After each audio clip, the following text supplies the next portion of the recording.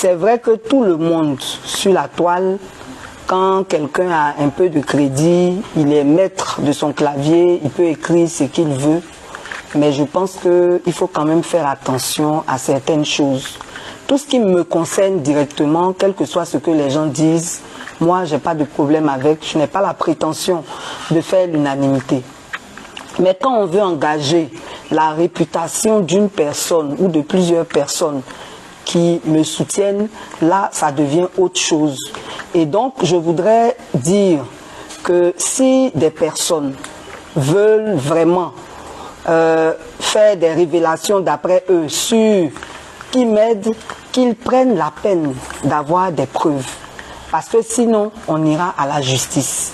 Tout simplement parce que il n'est pas normal qu'un organe normalement constitué comme la presse papier, comme des sites sérieux, comme Abidjan.net ou tout autre site sérieux, puisse avancer des choses qui ne soient pas vraies. J'ai entendu qui loue le loyer de Pulchéry Balé, qui lui a offert un véhicule, les instructions qu'on lui a données. Ça, c'est facile à dire. Mais j'aimerais rappeler aux internautes que lors de ma première incarcération, j'ai été victime d'un licenciement abusif dès même mon arrestation.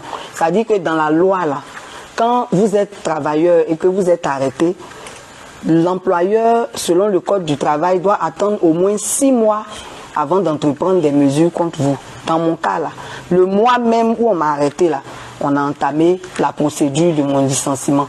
Ce qui veut dire qu'aujourd'hui, je suis sans emploi.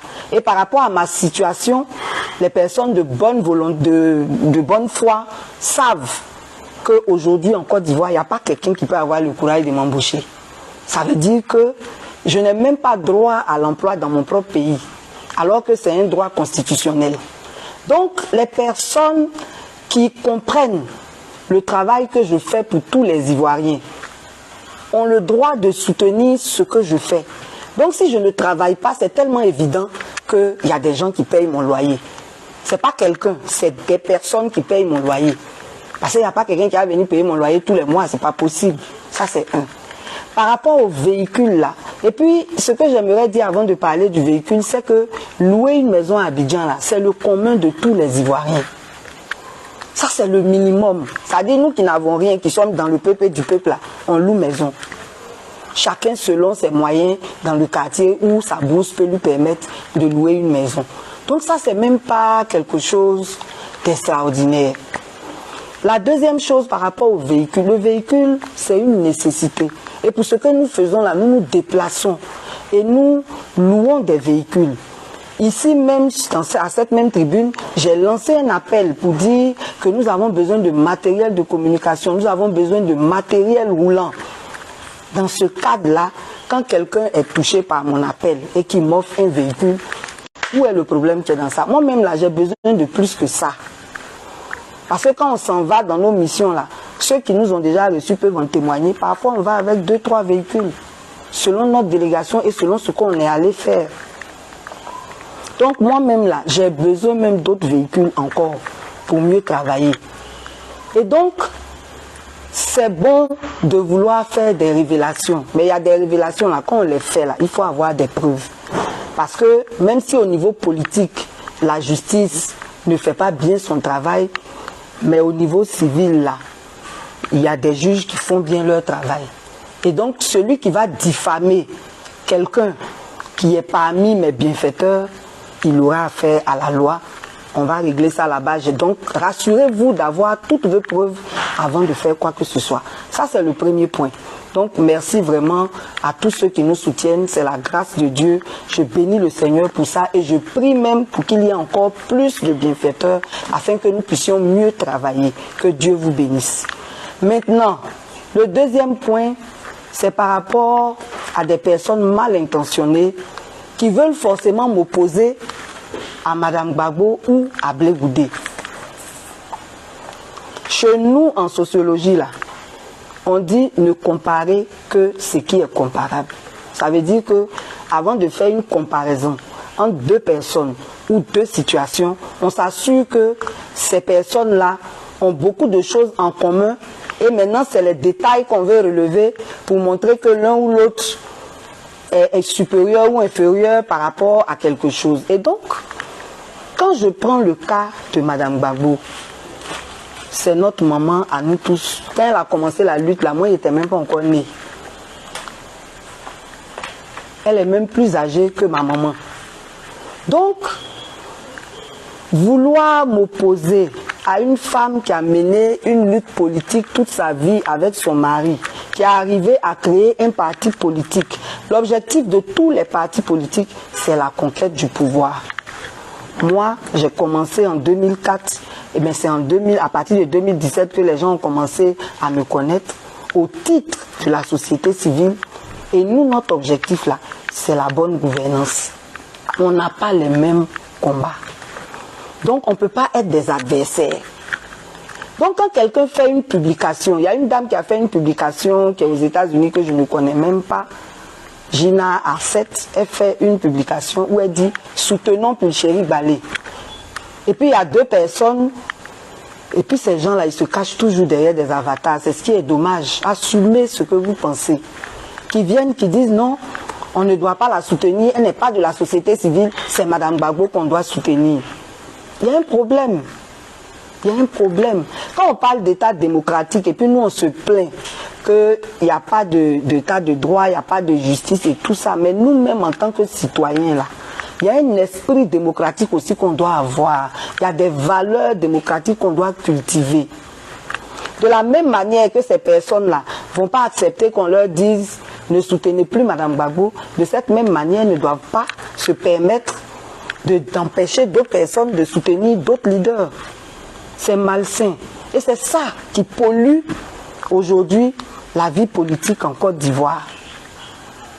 Beaucoup sont prétendus militants, mais ils n'ont aucune formation, ils ne savent rien même de leur rôle, ils ne savent rien de l'esprit démocratique, et puis ils sont dans le jeu comme ça, ils sont là dans le vent. Et maintenant, il y en a aussi qui veulent m'opposer à Blé Goudé. Charles Blé Goudé, là, on connaît son histoire. Aujourd'hui, lui aussi, il est arrivé à créer son parti politique. Il a sa vision, il a sa stratégie, il a ses méthodes. Je ne vois pas pourquoi on doit aussi nous comparer, nous vouloir nous opposer. Moi, je n'ai pas de problème avec Blé Goudé. Et donc, c'est pour dire que les militants des leaders politiques, là, c'est pour ça que nous, on combat le culte de la personnalité. Parce que quand vous vous attachez pas à des idéaux, pas à des valeurs, mais que vous vous attachez à des personnes, à des personnalités, ça inhibe votre capacité de réfléchir. Et finalement, tout ce qui n'est pas cette personne ou ce que cette personne veut, c'est mauvais. Et ça crée des divisions et on laisse de côté l'essentiel du combat pour aller s'affronter sur des thèmes inutiles, sur des choses qui perdent du temps. Et puis voilà. Cela me permet d'aller sur la question des valeurs démocratiques. Il y a beaucoup de valeurs démocratiques. Il y a la justice, parce que c'est la justice même qui est le socle de l'état de droit. Il y a la liberté. Et la liberté ne signifie pas le désordre.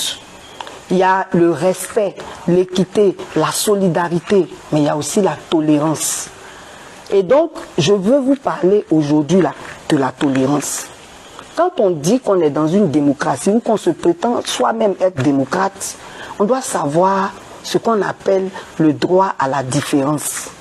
Nous tous dans la société là, vous voyez bien, nous on est noirs, il y en a qui sont clairs, il y en a qui sont blancs, il y en a qui sont jaunes.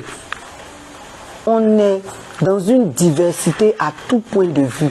Diversité de race, diversité de culture, diversité de tout. Mais c'est cette même diversité-là qui se manifeste aussi au niveau de nos opinions, au niveau de ce qu'on pense. Donc dans la société, nous tous, on ne peut pas penser la même chose. Même des maris et femmes, là, ils ne sont pas obligés d'être dans le même parti. Des parents, ils ne sont pas obligés d'être dans le même parti. On entend souvent, mais toi tu es de telle ethnie, pourquoi tu supportes tel leader? Mais c'est grave. Donc quand on parle de démocratie, là, nous-mêmes qui sommes les citoyens, Nous devons nous informer sur les valeurs démocratiques, sur les valeurs citoyennes. C'est ça qui nous permettra de régler notre comportement, de régler notre langage. Donc on ne peut pas prétendre être démocrate et puis penser que ce que nous on veut, ce que nous on pense là, c'est ça qui est forcément, qui doit être partagé de tous. Non. Et on n'a pas le droit d'agresser quelqu'un parce qu'il n'est pas de notre avis. Ça me permet de rebondir sur ce qui s'est passé devant la résidence de Madame Marie-Odette Lorugnon. Elle a dit des choses. Ce qu'elle a dit là, c'est au procureur de la République de regarder dans ce qu'elle a dit là, ce qui n'est pas bon, et puis de réagir par rapport à ça. Ce n'est pas des militants qui doivent se lever en violation de la Constitution, en violation du Code pénal, pour venir devant son domicile et puis assumer des propos violents. Mais quand c'est comme ça, là, si on est vraiment dans un état de droit, le procureur de la République doit saisir ces personnes-là. Parce qu'elles-mêmes, elles sont venues s'offrir dans toute leur violence.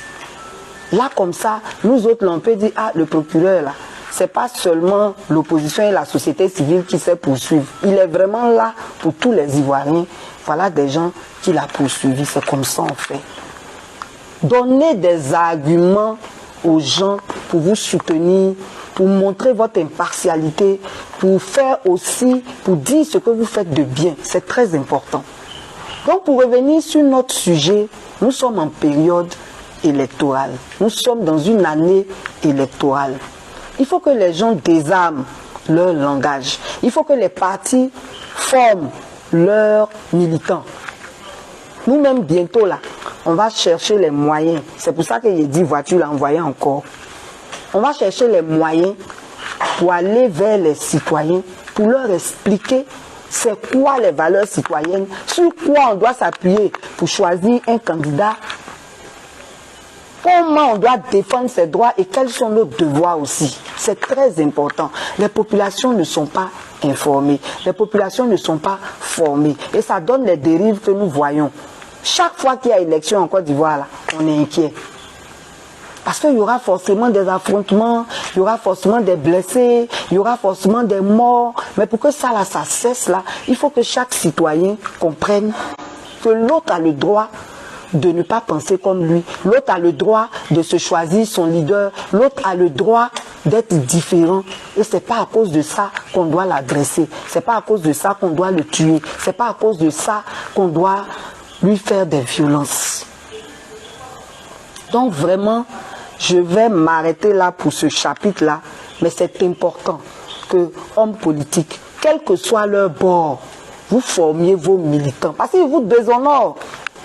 Quand des militants d'un parti, de façon publique, de façon officielle, viennent faire des choses comme ça, là, c'est un déshonneur pour le parti. Et donc vous devez veiller à ce que vos militants se comportent correctement, sachent les valeurs démocratiques, qu'ils s'y conforment pour que ça soit aussi bon pour la paix dans notre pays. Voilà. Donc, le thème suivant, c'est par rapport à tout ce qui entoure la saison pluvieuse qui arrive. Vous savez que tous les ans, chaque année, quand on est dans la période de la saison pluvieuse, il y a des inondations. Mais ces inondations-là ont des causes. Et quand on veut vraiment changer une situation, c'est sur les causes-là qu'on travaille. Et les causes, nous les connaissons tous. Il y a le fait que les Ivoiriens ne sont pas éduqués à la propreté, à la salubrité. Les gens jettent des ordures dans les caniveaux. Et quand les caniveaux sont obstrués, une fois qu'il pleut, les eaux pluviales ne peuvent plus être traînées. Et ça crée des inondations. Donc là, il y a une responsabilité des ménages d'abord, de tous les citoyens. Vous allez dans un pays comme le Ghana, vous n'allez pas voir quelqu'un jeter un sachet dans la rue. Le Rwanda aussi, je suis parti, c'est un pays qui est très propre. C'est des Noirs comme nous qui sont là-bas. Pourquoi ils sont propres et puis nous, on ne peut pas être propre? Donc, chacun est responsable de la saleté qui obstrue les caniveaux là et qui font qu'il y a des inondations. Les ménages sont responsables, tous les passants, tout le monde, tous ceux qui pratiquent les routes là sont responsables de cela. Ça, c'est le premier problème. Le second problème, c'est qu'il y a des routes même qu'on construit sans caniveau. Donc là même, l'eau ne sait pas où passer. Ensuite, il y a des gens qui construisent sur les caniveaux. Et c'est là qu'on va interpeller aussi la responsabilité des mairies. Parce que tout ce qu'on a cité là, les premiers responsables là, ce sont les mairies. Le chef de l'État, il est en haut, il ne peut pas tout faire. Il a un gouvernement, il y a des collectivités décentralisées, mais c'est pour que le travail puisse se faire. Mais les maires, là, les services techniques des mairies, là, c'est leur rôle de sillonner les communes pour voir ce qui ne va pas et régler ça avant que ça n'ait des conséquences pour les populations.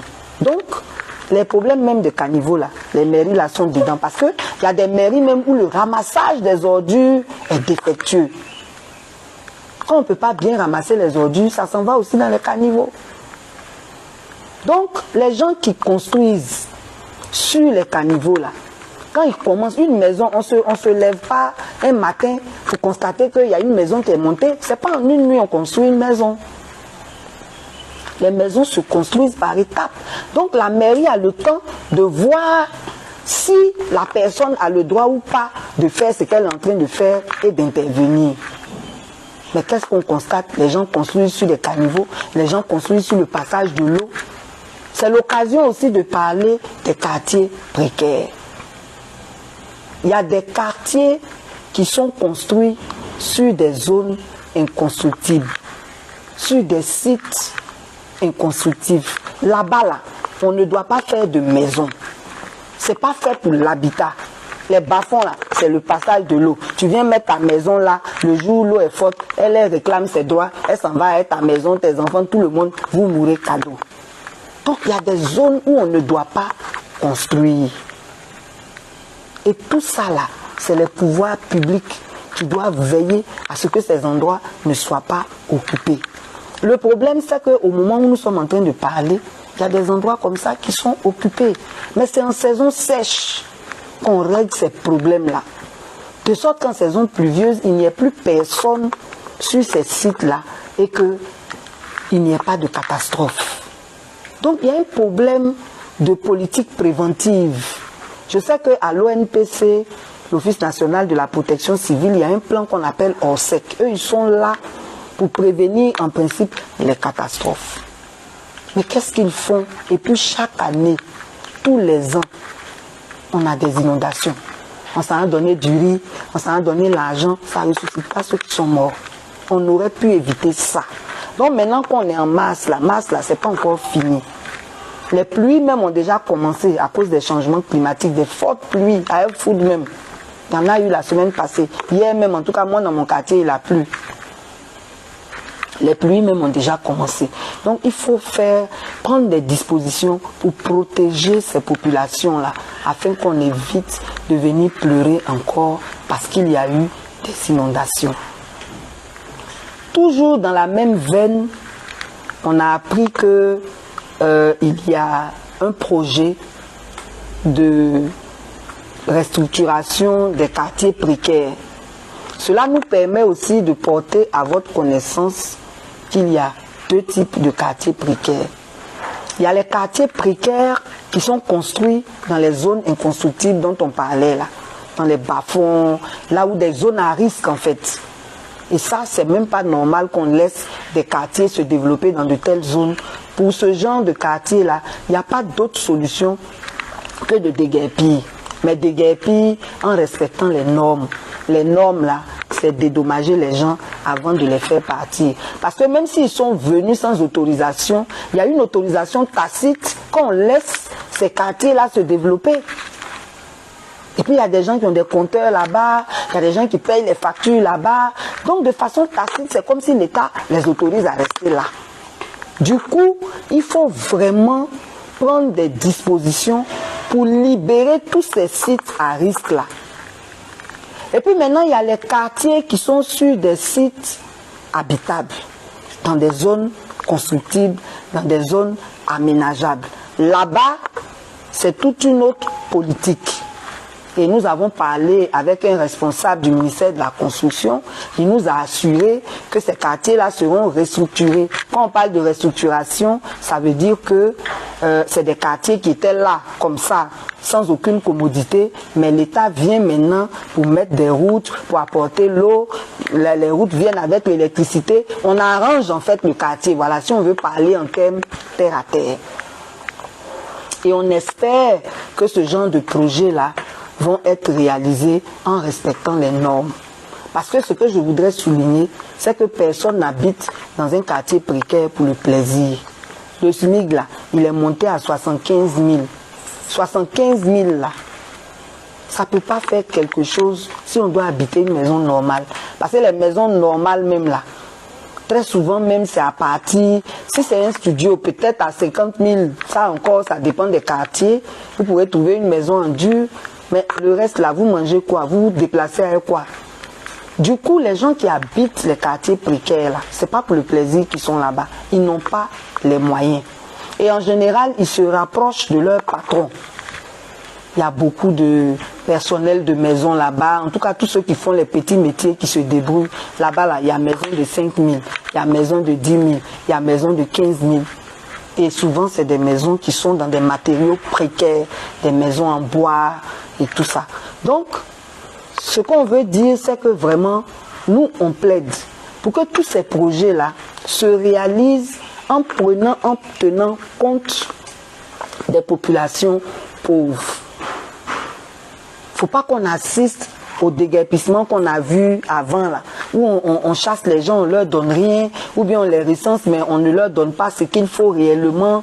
En tout cas, on va revenir sur cette question-là, parce que c'est vraiment très important, mais on voudrait remercier l'État d'avoir ce projet de restructuration. C'est vraiment important que des gens qui sont en milieu urbain aient toutes les commodités, mais en même temps, pour ceux qu'on doit déguerpir, il faut que les choses se fassent dans les normes. On voudrait aussi parler de l'insécurité. L'insécurité a repris. Et ça, c'est dangereux, parce que justement, nous sommes dans une année électorale. À Bobo, les microbes ont repris du service. À Tekoubé, ils ont repris du service. À Yopougon, ils ont repris du service. Il y a 3 semaines, on m'a signalé qu'à Bobo, route d'Akeikwa, non loin de l'école, le nid des colombes, il y a eu des affrontements là-bas, il y a eu un mort et des blessés. Les populations ont besoin d'être en sécurité. Donc il faut que le directeur général de la police prenne les dispositions qu'il faut pour que dans ces quartiers-là, la paix revienne. À Divo, il paraît qu'il y a beaucoup d'agressions là-bas aussi maintenant. À Galoa, à Divo comme ça, là, on dit ceux qui font les Orange Money, là, ils ne peuvent même plus rester après 16 heures. On les agresse quotidiennement. À Galoa, c'est pareil. Là-bas même, il y a des villages qui s'affrontent à l'arme blanche. Il y a un jeune dont on a coupé, un petit de 6e, on a coupé sa main droite à l'arme blanche. Et si on ne prend pas des dispositions pour que tout ça cesse, quand on va arriver en période électorale, ça sera pire. On sait ce qu'on a déjà vécu. Prenons des dispositions pour ne pas que toutes ces choses-là reprennent. Je voudrais aussi revenir sur ce qu'on avait dit par rapport à la MACA. Et merci au régisseur qui fait vraiment des efforts pour que tout aille bien.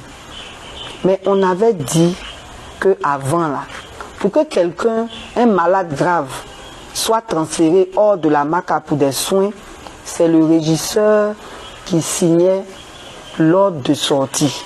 Après, évidemment, que le personnel soit médical ait donné son rapport. C'est le médecin ou l'infirmier qui dit que on ne peut pas soigner cette personne ici, il faut la faire sortir. Une fois que c'est fait, le régisseur valide, la personne sort pour aller se soigner. Pendant mon dernier séjour là-bas, on est venu nous dire que maintenant là c'est le juge. Mais le juge là, il n'a pas le temps. Il a son travail de juge. C'est lui encore qui ne voit pas ce qui se passe à la MACA là-bas, qui va autoriser que la personne qui est sous sa responsabilité, comment on appelle ça, aille à l'hôpital. C'est le régisseur qui est là-bas, c'est lui qui est le directeur de la prison. C'est lui qui est mieux placé pour donner cette autorisation. Parce que là, ça fait que la justice elle-même devient complice de non-assistance à personne en danger. C'est ça le problème. La justice elle-même devient complice. Maintenant, là même, c'est devenu plus grave. On dit qu'il faut que ce soit le ministre de la Justice qui donne l'autorisation. C'est évident que, comme le ministre est trop occupé, lui, il ne peut pas. Il va certainement déléguer quelqu'un. Mais la personne qui va déléguer là, elle a son travail avant que on ne lui confie cette tâche. Quel temps elle aura pour valider tous les cas? Il y a des cas d'urgence, des fois c'est la nuit, des fois c'est le week-end. En tout cas, vraiment, nous on demande pardon au ministre de la Justice. Les prisonniers là, ce sont des hommes. On les a envoyés là-bas pour une raison ou pour une autre. Mais on ne les a pas envoyés là-bas pour les tuer. Ils ont des droits. Donc, je vous supplie, monsieur le ministre de la Justice, de donner l'ordre que le régisseur soit celui qui autorise que les gens puissent aller à l'hôpital pour qu'il y ait une rapidité dans la prise en charge des cas graves.